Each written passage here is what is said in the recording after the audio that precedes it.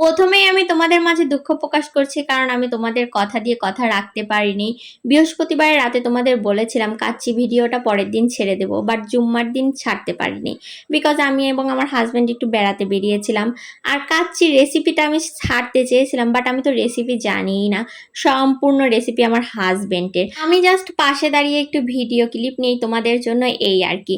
যাই হোক, ওখানে আমার হাজব্যান্ড মাখাতে বসে আলু বুখারা এবং কিশমিশ দিতে ভুলে গিয়েছিল, তো সেটা দিয়ে নিচ্ছে। কাচ্চির ভিডিও কিন্তু আমার পেজে অনেকবার শেয়ার করা আছে, কারণ আমার হাজবেন্ডের অনেক কাচ্চি ফেভারিট এবং আমারও অনেক কাচ্চি ফেভারিট। তো সে মাঝে মাঝে রান্না করে, বাট আজকে কাচ্চির মধ্যে একটু স্পেশালতা কি আছে জানো?